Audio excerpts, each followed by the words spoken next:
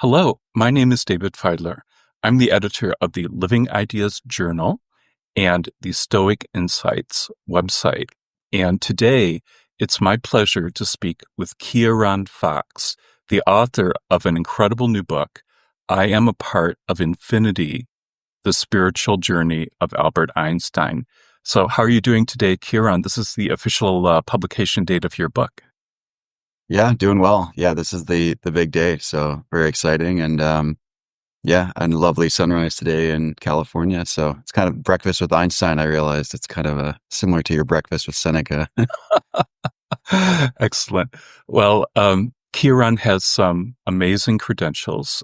He holds a PhD in cognitive neuroscience from the University of British Columbia, and he's a medical doctor and researcher, and he studied medicine at Stanford University, and he actually wrote this book while finishing his medical studies, which is amazing.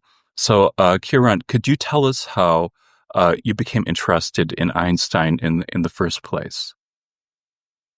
Yeah, I was working on another book, which is going to be my next book, actually, on sort of the neurobiology of spirituality and what my research focused on in grad school, and sort of the neuroscience of meditation and spiritual experience. And I was looking for kind of examples from other, from great scientists who also had spiritual feelings, and sort of looking for precedents to this idea that science and spirituality could kind of be compatible or maybe be merged together in, older times. And I found some quotes from Einstein about feeling kind of one with the universe.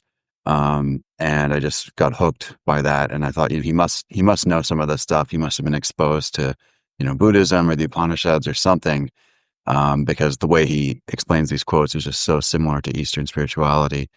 And yeah, I started digging in deeper, and that's, of course, exactly what I found, is that he was a really spiritual person, and was very familiar with various schools of spirituality, and had dived fairly deep, especially for a scientist of the time, 100 years ago, into these various religious schools.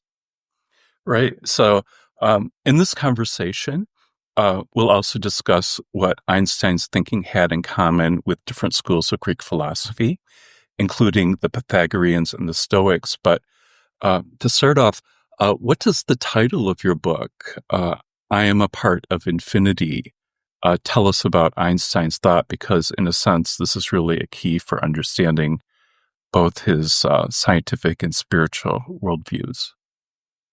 Yeah, I love the quote. That's why I made it the title, of course. It's a direct quote from Einstein when he was having a conversation with a pacifist and a poet named William Hermans. And Hermans recorded all those conversations and turned it into a book called Einstein and the Poet, which I highly recommend. And it was in the middle of a discussion of the divine and sort of pantheism and Spinoza's philosophy, and what does God really mean? Is God just identical with the universe? And Einstein, it's a paraphrase actually of a quote from Spinoza, and Einstein was very much advocating that this similar opinion to Spinoza, that the divine is really everywhere. It's interwoven with the cosmos in which we find ourselves, and you're also a part of that. So that even though you feel separate, you feel like an individual and a small object in a large physical universe, you're interwoven with that kind of inextricably. And so it was very much that you are part of the whole of nature, which was Spinoza's claim as well. And what I especially love about it is that it's in the first person. And so I deliberately made that the title of the book, so that if you read the title of the book, you have to say the message of the book in the first person.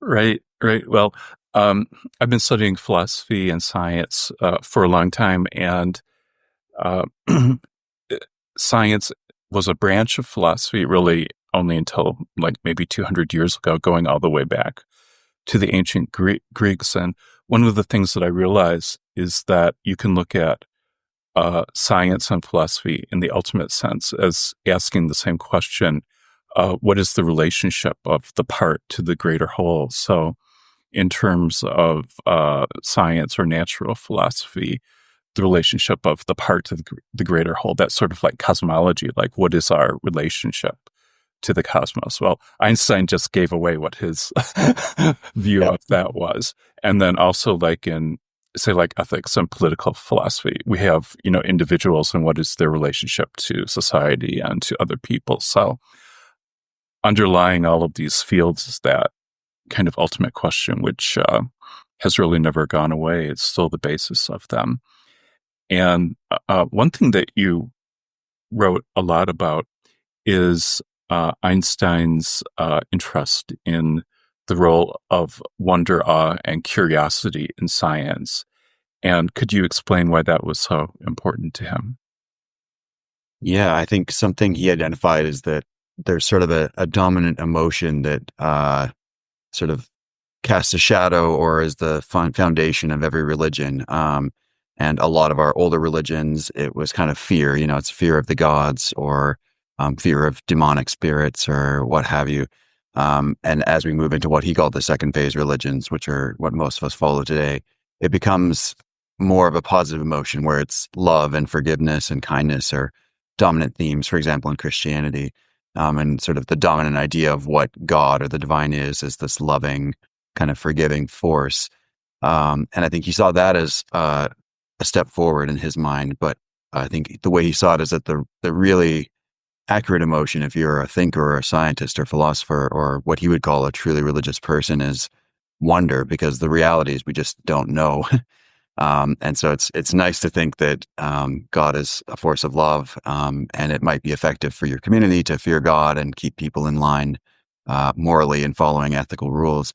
But his view was that the right way to look at things is we're embedded in this enormous mystery, and we don't really understand why we're here, or what we're supposed to do, or how we can understand part of that mystery, which we clearly can, as science has demonstrated for several hundred years now. So I think it was really a reorientation of the basic emotional approach to religion, to look at the cosmos and our own existence with awe and wonder and curiosity, as opposed to fear or even positive emotions like love.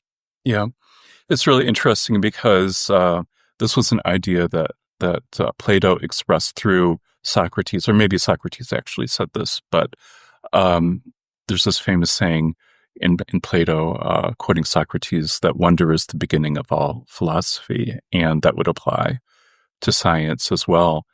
And I'm sure that's an idea that Einstein was firmly in harmony with. And the other thing, too, is that Plato then went on in one of his other writings to say that the birth of philosophy and, by extension, science is really something that comes from like people watching the stars. And um, and the stars really are ultimately the source of wonder. And there's this great quote in your book from Einstein where he says that a rethinking person must be filled with wonder and awe just by looking up at the stars. So this is like an ancient theme that goes back like 2,000 years. One thing I'm wondering is Einstein wrote this very important essay called The Cosmic Religious Feeling, which relates to this. And there's a famous quote, which you have in your book, and he said, "I maintain that the cosmic religious feeling is the strongest and noblest motive for scientific research. And in this materialistic age of ours, the serious scientific workers are the only profoundly religious people." And what did he mean by that? Yeah, I love that quote as well. I open the first chapter with it. And I think what he was getting at is there's kind of two different ways of looking at science. And one of them is sort of accumulating facts, experiments in a laboratory and sort of slowly piecing together little details. And not that Einstein thought that was a bad thing at all, but for him, the real science, the real first philosophy sort of science was theoretical physics, where you're trying to not just add new details to our picture of the world, but unify all those details with unifying mathematical equations, unifying physical laws. So that's how he saw kind of the highest form or goal of science. And that's what he was talking about when he was talking about the serious scientific workers, where, him and his fellow physicists seeking for, in his case, a single equation, really, an equation that would unify everything we know about the entire universe into a single compact understanding, that would presumably fit on a single page. And I think that's what he meant. And it's a very religious quest in his view, because it's the search for unity in his mind, the search for oneness, however that's undertaken, is the ultimate religious quest. And in that sense, he really does fit in with many ancient philosophers and religious figures, but on the more mystical side. So not so much religious dogma or the churches that have arisen out of religions, but the original founders or some of the more heretical sounding saints to modern religious people. Those are the people Einstein admired as the people who were looking for this feeling of oneness.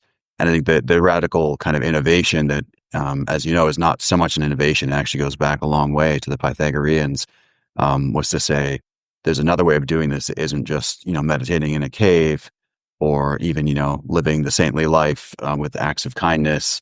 But there's another path to this oneness, and it's through mathematics and through science.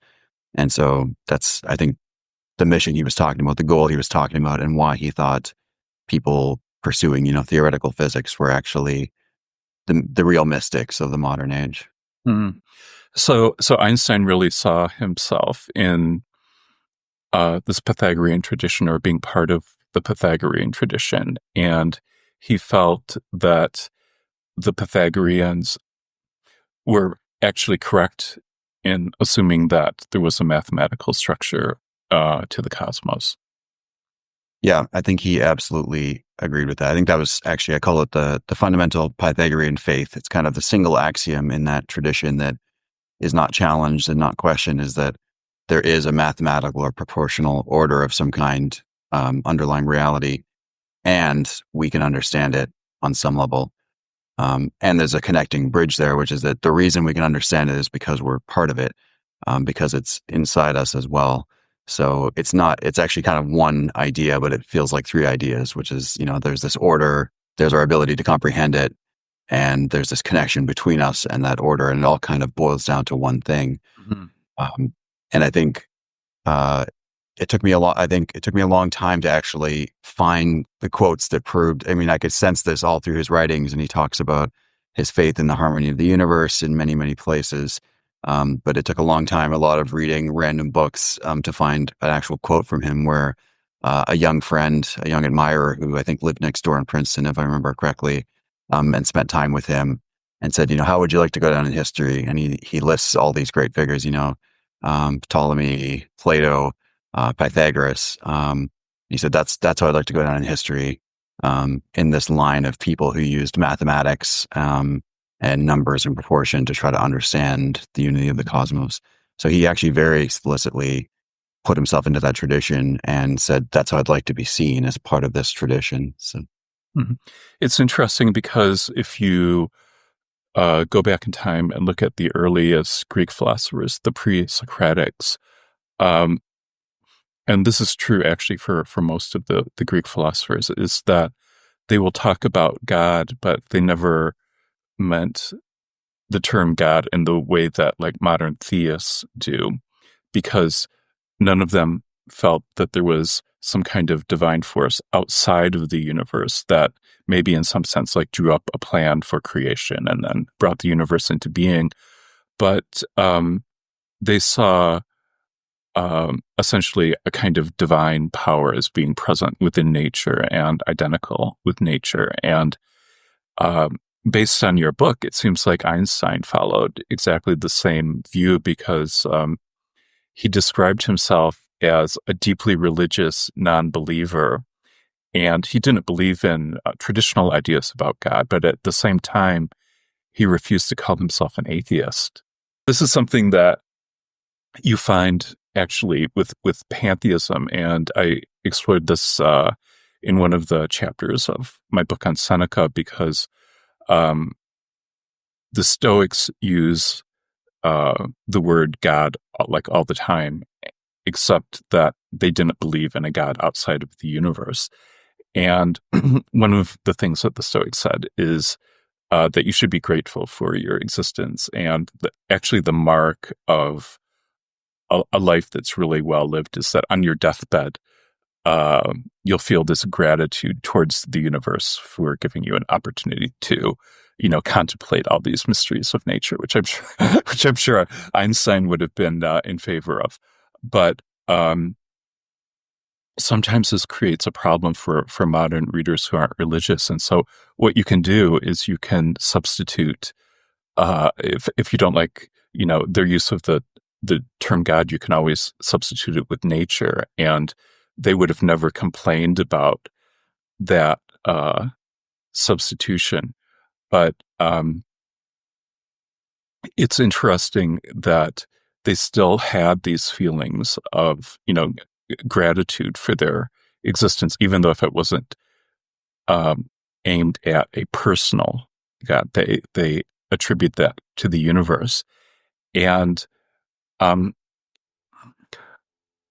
could you explain to us what Einstein was thinking when he said that pure thought can grasp reality, and I believe in Spinoza's God, who reveals himself in the lawful harmony of the world? Yeah, there's so much to unpack there. I think just to go back to the question of terminology and the word God, I think I also agree. Einstein almost never used that word in public, but part of the problem, and he's so easily misquoted now, is because everything he ever wrote has basically been published now. Almost every letter, every little scrap, every little interview, and published everywhere, and it's on the internet. And so it's really easy to take things out of context. But almost every quote where he says God, it's from personal letters or from private conversations, where everybody who knew him knew that he meant that kind of metaphorically as a stand-in for this divine order or the sort of harmony of the cosmos. So I think that's one thing that's important to keep in mind when it comes to why why that word comes up so often in what seem like his writings, but are actually more kind of random quotes from letters and so on. And then there's Spinoza's God, which I think, again, that the word is not ideal, but I love what you said about God or nature you could just substitute them, because that's something Spinoza very famously said, right? I mean, he has a passage where he said God or nature. It doesn't really matter what you call it. They're basically, and his philosophy is very, very precise. He defines things really carefully, and yet he just throws that out there. God and nature are synonyms, full stop. It's not really a distinction I want to make. And I think that's how Einstein saw it. So I think it's a bit of a subtle issue in a way, where it's not so much that, oh, we're going to bring God back into the world. And now there's this whole special quality to it that wasn't there before. It's a new feeling about the world that's always been there. And so there's really nothing supernatural about it. There's no suddenly bringing the gods back into the world, so much as it is looking at the world with new eyes. And it's the same thing. You're staring at the same nature, the same huge cosmos, the same sky full of stars, but you're seeing just the incredible order and the creative energy that must have given, that not only in the past, it's not something that happened in the past, it's happening currently. It's continually being created. It's continually changing, becoming more complex, creating new forms of life. So I think that's his idea of what pantheism is, not bringing back an old god, but really like reinvigorating, refreshing our view of the reality that's actually in front of us. And I actually call it a reorientation of our reverence in the book. So the idea is that, all those religious kind of worshipful, reverent feelings are intrinsic to us. And it's really just where you put them. Do you put them on a fairy tale god from a book someone told you have to believe? Do you put it on a dictator who you think is going to be the leader who saves you? Or do you apply it to the natural world, which really is everything and gives us everything? And that's how I would try to explain his idea of God. Right. Well, one of the most interesting questions for me is how a human being like Einstein was able to access somehow through his mind these deep cosmic laws of nature. And I'm wondering if you could explain to us what Einstein's thoughts were about that. How is it possible for us to know the universe in such a deep way? Yeah, and I think that's also some of my favorite ideas and parts in the book. And I think one of the hardest things to grapple with is what does that even mean? That the human mind is able to understand laws of the universe that apply always and everywhere. That, someone sitting down here, Newton or Einstein, can be sitting in this little spinning ball of dirt and metal, and their mind can somehow understand laws that govern different galaxies, millions, billions of light years away even. And that, for hundreds of years, ever since these theories were developed, they've been confirmed over and over and over again in Newton's case, at least on the proper energy scale. So it's a really, I think the more you think, I don't think it strikes most people at first, but the more you think about it, the more it doesn't make any sense at all. And I think the way Einstein understood it is very much the way the Pythagoreans understood it. And we alluded to earlier is that it's not that all this sense data comes inside a mind and it goes into this space that doesn't exist, this space of, we call the mind or consciousness, and suddenly creates something new, which lines up. It's more that those laws are active within you all the time. There's really no separation at heart.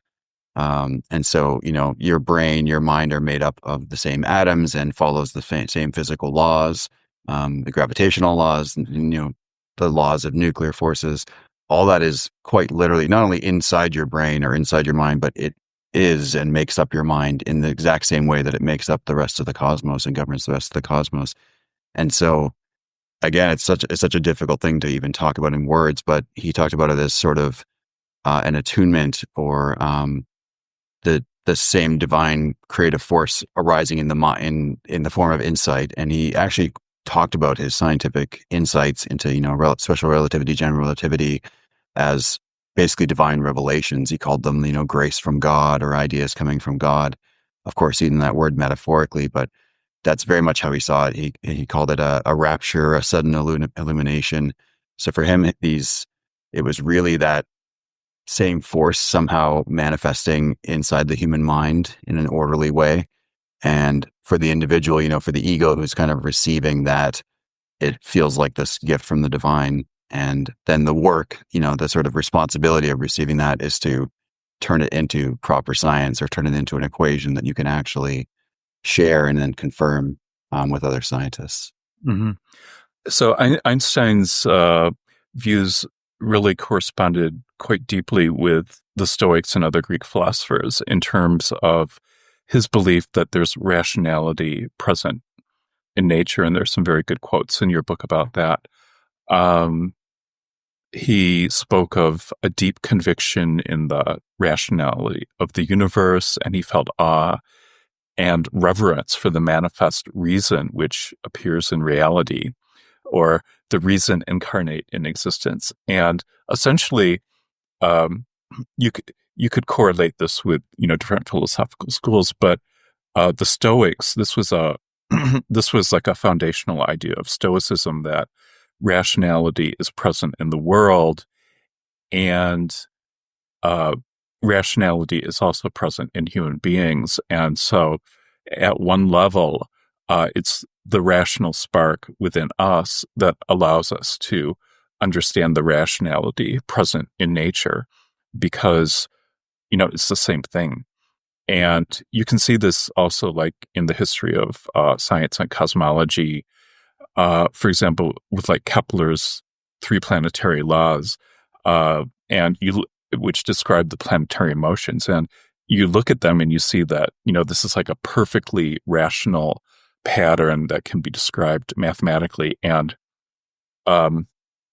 obviously that wasn't, due to chance. And it's the fact that nature does have this rational order and follows these mathematical patterns and laws that makes it possible for us to arrive at scientific knowledge. Because if the universe was random, but by contrast, these kinds of scientific discoveries and equations just wouldn't work. Right. Yeah, and that's another quote I love from Einstein, where I think I'm quoting it correctly. He says, "The most incomprehensible thing about the universe is that it's comprehensible at all," and that sort of tips you off that these aren't just human models or convenient ways of understanding things, but The fact that we can grasp these things and that have such far-reaching implications that give us so much technological power once they're properly understood, is, not quite final proof. I don't think he would go that far because it's just not something you can ever 100% confirm. But he was quite certain, 99% certain that this is something that's really inherent in the structure of the universe. And like we were talked about, that you are part of it and you manifest it as well, so you're able to grasp it. And I think that's also something so hard for us to understand. We're so used to thinking of ourselves as separate, right? We're separate little units that aren't exactly part of the cosmos, and humans are a really weird exception, and we're special. And, somehow we're the separate thing looking at the rest of it. But of course we're not. And it's a strange thing to say that, we are intelligent and we are conscious, but that's a total fluke. And nothing else in the universe has that possibility or potential, and it's all just dead and empty and meaningless. But then these little islands of meaning somehow arise on Earth for no particular reason. So, but again, it's really difficult it's a minefield, right? Where you end up in this theological terrain and this, teleology and so on, which I don't want to end up there. But at the same time, realizing that we're part of it and we're able to do these things shows that even whatever you think of the physical laws or the rationality, there's certainly rationality within our minds. And because we're part of the cosmos, then that means there's little pockets of rationality and conscious awareness inside us. So, Yeah. Yeah. So we're essentially, it would be impossible for us not to be, unified with, the greater patterns that make up the universe, because we're an outgrowth of that. Now, in terms of his ethics, Einstein believed that humanity was one and undivided. And so once you start off with a premise like that leads to, certain philosophical conclusions. And for the Stoics, they believed the same thing, and that led to their idea of the cosmopolis, that all people have a spark of rationality within them, and that's what relates us to one another as human beings. So there is, human nature. And when we see that rationality present in other people, it means that we're part of a common human family. And so we should treat them, in positive, beneficial ways rather than trying to harm them. So for the Stoics, that's really the basis of, ethical behavior. And then that was developed later by Cicero, who said that, this is the basis for like political unions and countries and things like that. So, it goes back to this idea that humans are social animals as well. And could you tell us, what Einstein thought about this? Because one of the things that he did think about this is, seems to be based on the same kind of reasoning, is that we should be nonviolent, towards other people. mhm. Yeah. Yeah. And he has some great quotes about that, where he's saying, my idea of God may not be your idea of God, but my God makes me a humanitarian. My God makes me feel, compassion and unity with other humans, essentially. And yeah, I think there's that's an interesting story in his life because, as most people know, he actually sort of recommended the building of a nuclear bomb to Roosevelt and was sort of involved in the initiation of all that. So there's this really complex thing where he was a pacifist. Pretty much his whole life, there's stories even of him being a really young child and seeing German soldiers walk by, and most of the town is out cheering and excited about the military power of the country, and he's just horrified and crying and telling his parents not to let him get sucked in, drafted into the military. So there's this instinctive feeling, I think, in him from a very young age, and then he discovers these philosophies that make sense to him, and he tries to sort of support that and promote them with the voice he has. And at the same time, he's faced with these incredible conundrums in his life, like the rise of the Nazis and the Holocaust, which affect him very personally, of course. He had to leave Germany, of course. He had several family members were killed in the Holocaust in concentration camps.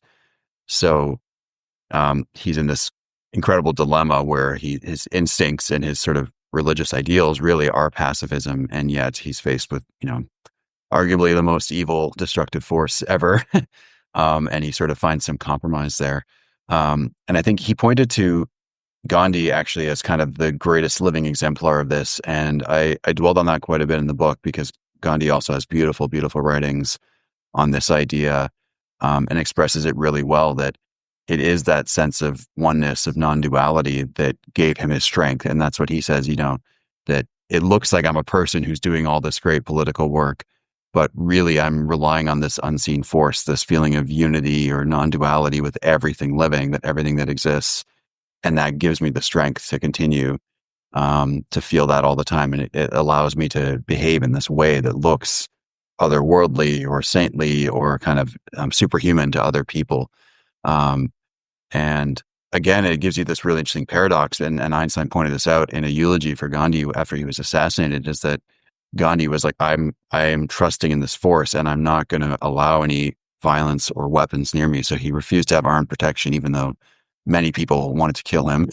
And he got death threats all the time. And then he was assassinated because he had no armed protection. So there was no way to stop the person who ended up shooting him. So, Einstein, again, was very aware of this, that this is a really tough position. It's a really difficult principle to live up to. And I'll just add one more thing, which is not so well known, is that it went beyond pacifism and human, peace among human beings as well. And he extended it to animals. And again, very little known, but he became a vegetarian later in his life. And even the biographers and some of the experts who've compiled his quotations say, oh, it wasn't a moral issue. His doctor told him to do it. And then they provide quotes from him saying, I've always been an adherent to this cause in principle, as an ethical cause. I just couldn't do it earlier in my life because outward circumstances were too difficult and I was traveling and all these things. But I've always thought this was a worthy moral cause. And it's, again, not hard to see where he got these ideas from, because he did read many books by Gandhi, who is also a strong advocate of vegetarianism and kindness to animals, and Schopenhauer as well, who is pretty much Einstein's second favorite philosopher, I'd say, after Spinoza. Reiterated this idea from all these ancient Indian writings and was also a vegetarian. So I think it's a really complex issue when it comes to human beings and peace among people and different nations warring with each other. And yet there's also, even as, even as he's struggling with that, he extends that circle of compassion beyond human beings to other life forms as well. Mm-hmm. Mm-hmm. One of the interesting things that you mentioned in the book is that Einstein was sort of like a diehard determinist, which makes sense. If you're studying the laws of nature, you always want nature to act in the same way. But that also led him to question or deny free will. And so I'm wondering, was Einstein ever able to work out, if we live in a deterministic universe, how you could have free will and be a moral person? Yeah. That was, I think, the hardest part of the book to write, because it's so full of paradox and contradictions, I think. And I say at one point in the book, it's one of the most ancient conundrums in theology and philosophy, right? Where as soon as people realize that there's moral laws or physical laws, or if you want to give God omnipotence, you end up in this dilemma where how can there be freedom if there's also these larger forces, whether you think of them as, God or physics. If there's these larger forces that constrain us, how can we be free? And I said in the book, we might hope or expect that with someone like Einstein, who's such an original thinker and such a genius, maybe he found some solution in this dilemma. But prepare to be disappointed, because, when I dove into his writings, he's really all over the place. And some interviews, he affirms this absolute unbreakable determinism, that every piece of dust, every insect, every human being, we're all just following these unbreakable, deterministic physical laws. And that's the end of it. And it's all just an illusion. And then other places, I think it's interesting because it's actually later in his life, he has these quotes from letters and from some other short essays that are not so well known, where he says, actually, he sort of comes around to the idea that we can achieve some degree of freedom.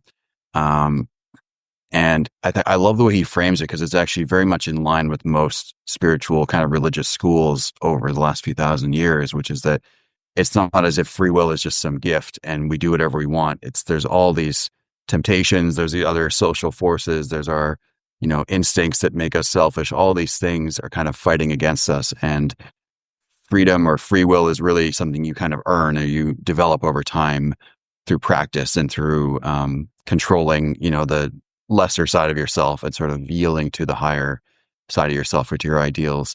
And that's how he framed it, is that, he said, I'm paraphrasing his quote, but, that we're actually so complex and there's so many influences sort of converging in the mind and the existence of a human being that actually there must be some opening there. We're a little bit different from other things. And, an ant or a bee is not going to suddenly start living a saintly life, but humans are able to do this.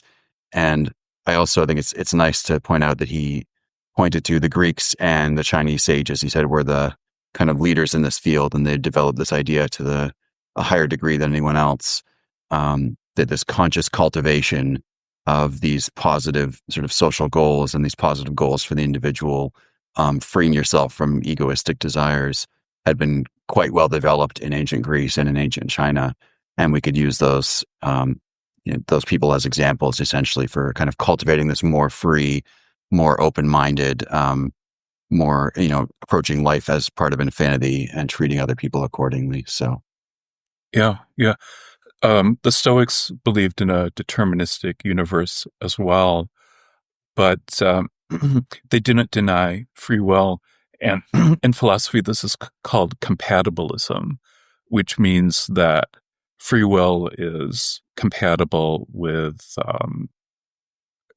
living in a deterministic universe because we're still consciously able to, make judgments and decisions, on our own, despite physical laws. And the way that I always looked at it is that we are, in a large extent, products of, our environment, and also, the deterministic laws of nature. Like our bodies are formed in a certain way because of, the gravity of the planet that we work on, and so everything is coordinated, with all of those forces. But at the same time, while we're a product of our environments, we also have the ability to change our environments and change the world. So in that sense, it's sort of like a spiral. We're influenced by the laws of nature, but we're able to, change our lives and society at the same time. So it does seem like having free will is, compatible. The other thing too that's interesting is that if the universe was entirely deterministic, then it would be like a clockwork mechanism in a sense. And there wouldn't be any creativity or novelty in nature. But if we look back on, human history and our lives and things like that, obviously, there are these creative moments and there are moments where new things, originate. So I don't think I'm going to lose any sleep over living in a deterministic universe. Yeah, I think, there's a couple things to say. I think about that is Einstein took the same approach even earlier on in life when he first started kind of giving interviews about his spirituality and free will and so on, saying, philosophically, I don't hold anyone responsible. And even though, a murderer, I don't hold him really responsible in some ultimate philosophical sense for his crime, but I don't want to spend time with him and have tea with him at the same time. So kind of behave as if I'm free and that everyone's responsible for their bad actions. But, on a deeper level, I don't really believe it, but I have to behave that way to sort of function in society. And I love that idea too, that you just mentioned about the interconnectedness. And I think that's also something Einstein pointed to and that other Einstein scholars have highlighted as well, because I don't think he explained it very well, but himself, but that even if everything's totally interconnected and even if there's strict laws connecting all the different parts, but it doesn't just mean that the whole influences the part. The part, of course, is influencing the whole. And the closer you are to that part in space-time, the more that influence is felt. And the analogy I use in the book is actually the Earth and the sun, and we say that the orbit of the Earth is determined by the sun. The sun has this gravitational force and it warps space, and the Earth just follows that orbit. And that's 99.9% true, but actually the Earth has its own little gravitational field, of course, and that's what keeps us here. And it is pulling on the sun as well. So the orbit's actually a mutual creation of both bodies. And then actually it's not just the two, it's everything else. And that influence is much, much smaller for other galaxies and so on that are far, far away. But at the same time, everything is affecting the overall structure, and other planets in our solar system, larger planets like Jupiter are having a non-trivial influence on that. So, it's really convenient, and that applies to everything, and applies to us as individuals, that it's very convenient and actually very accurate to assume that these are separate bodies that have, no real influence until they're physically touching and impacting each other. But the actual reality, even not just philosophically, but physically, is the real reality is there's this mutual influence between everything and everything else all the time. And you can't really tease one part out of that tapestry at a deeper level. So, yeah. One of the ways that the Stoics looked at determinism was relating it to the idea of fate. And so certain things are, fated to happen to us, or there are certain influences and things like that. But because we're part of the web of fate, we're able to influence it as well. So that's another parallel, really, to Einstein's thought.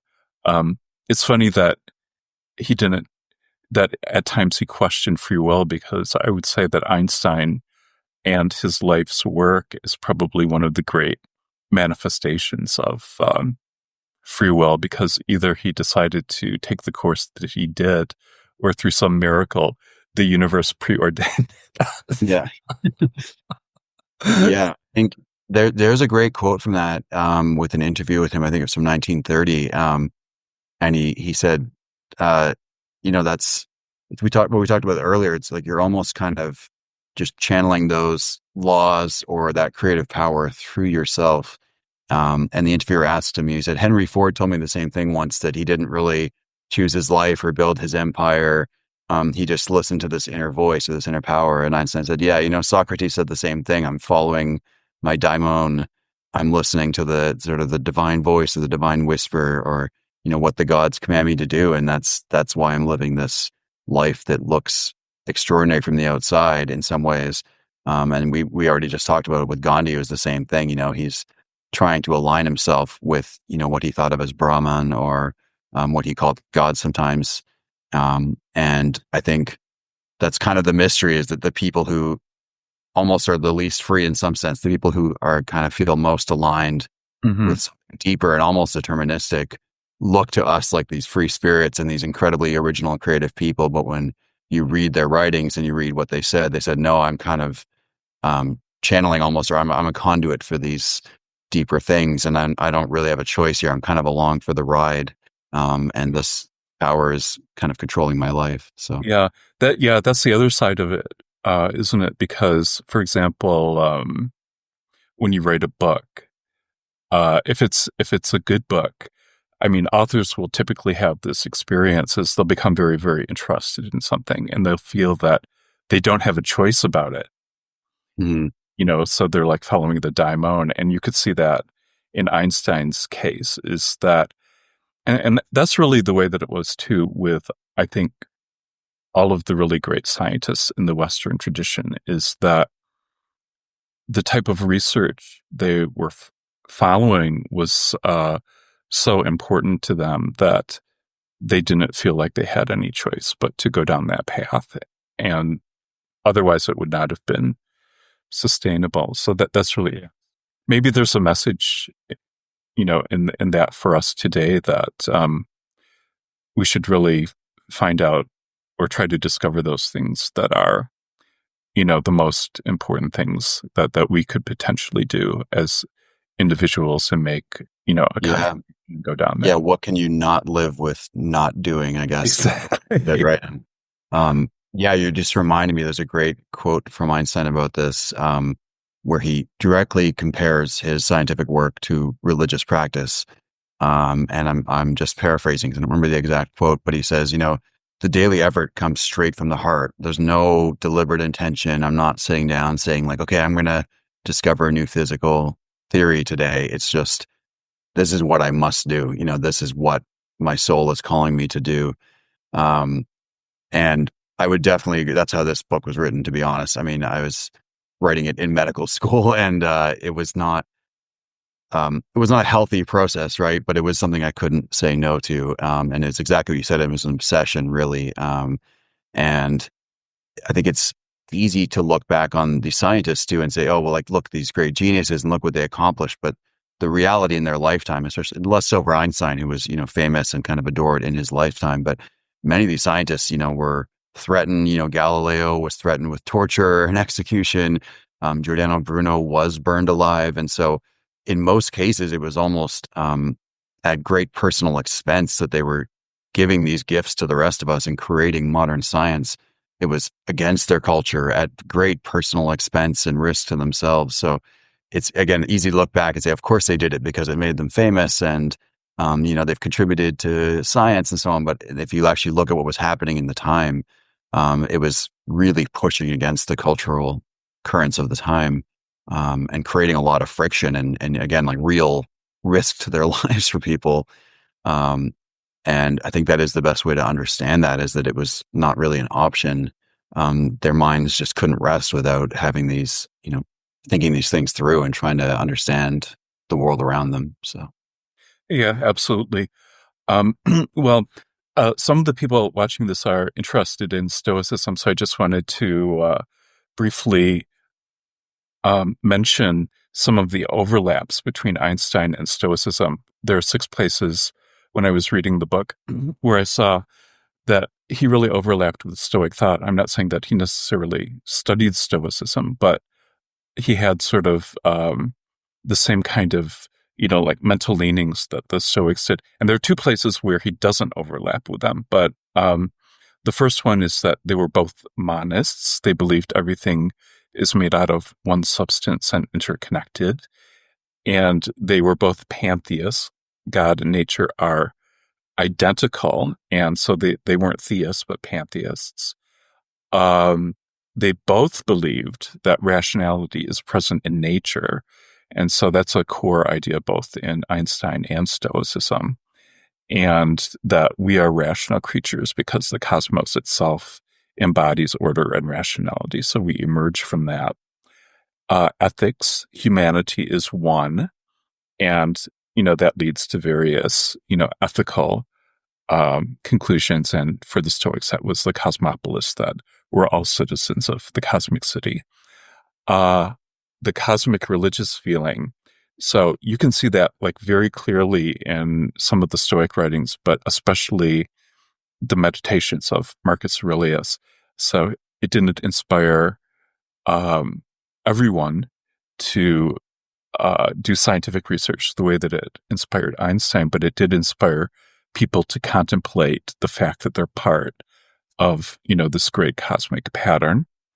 And then determinism. So the Stoics and Einstein were determinists, although they thought that free will was compatible with determinism in some way. And the 2 places where they did not overlap is Einstein had this emphasis on mathematics, okay. Which goes back, which is like Pythagorean, and the Stoics didn't make any contributions to mathematics. They focused on logic instead. So when you look at Greek philosophy, you have like Plato and the Pythagoreans, and they're interested in mathematics, and Aristotle and the Stoics are interested in logic. And I think in the end that the mathematical school ended up being the more important one because it led to the discovery of modern physics. And the second point, too, is that Einstein's theory of knowledge was more Pythagorean and Platonic.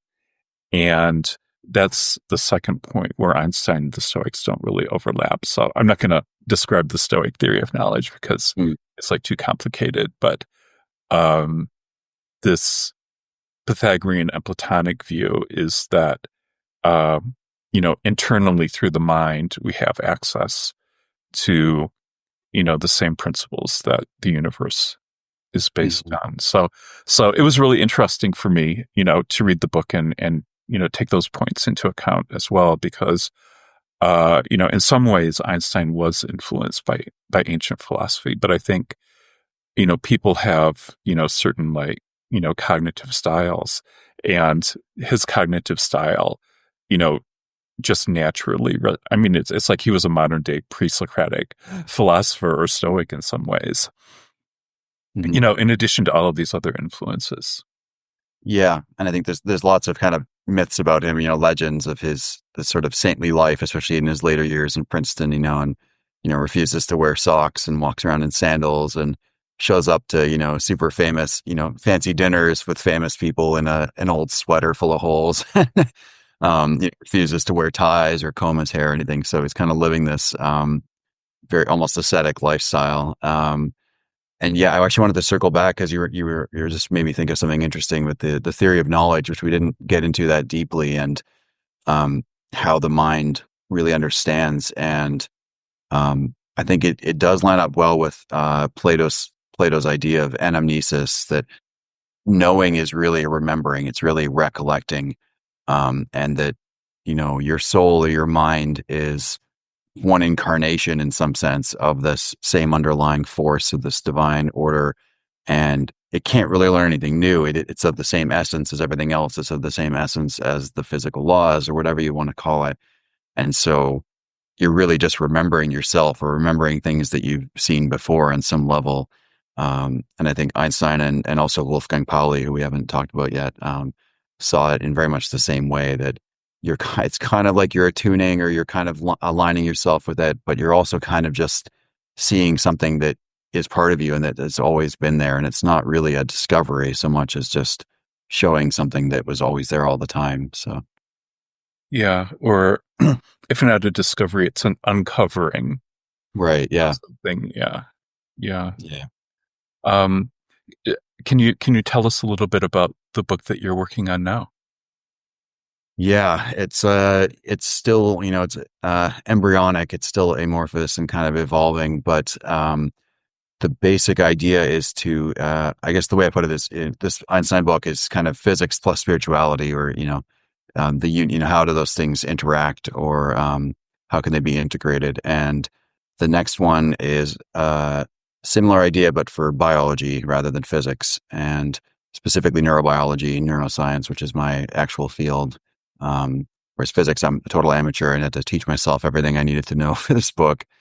Um, and it's very much a kind of, it's almost like a sequel or an extension, where it's obviously life is this very, very interesting and special manifestation of physics and chemistry, and has given us our brains and our conscious minds. And so it's almost like a biography of the human spirit, if in some sense, where it's how did we evolve to have these complex minds, complex brains that can, allow us to have spiritual experiences, allow us to have these transcendental feelings like the cosmic religious feeling. How is that all possible? How is that related to our brains? How do those experiences feed back and, change our brains or change our behavior in the long term? And why do we do these weird spiritual practices where people go and live in caves and they cut themselves off from the world entirely? What's that doing to our physiology, and why does that seem to be so helpful in creating these altered states of consciousness, which seem to be life changing for many people? So it's a big topic, as you can probably guess. It's sprawling all over the place, but I'm trying to keep it on track, and supposed to be finished next year. That's the deadline. So hopefully I'll be out in a couple of years from now. So. Excellent. Excellent. Well, we're certainly looking forward to that. And in the meantime, I really want to give, I am part of The Infinite, my highest recommendation. It was a totally, engaging book, and it's beautifully written. It just flows perfectly.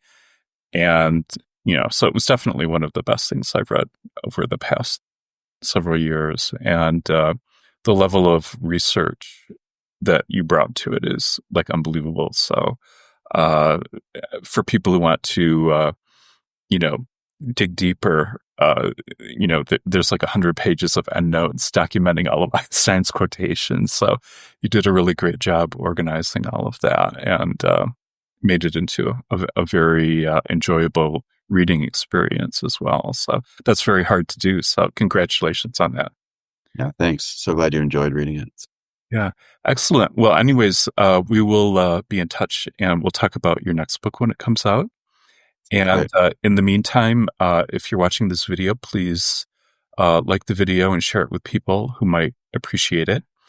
And also consider subscribing to the YouTube channel. So on that note, we'll wrap things up and we'll look forward to speaking with Kieran again.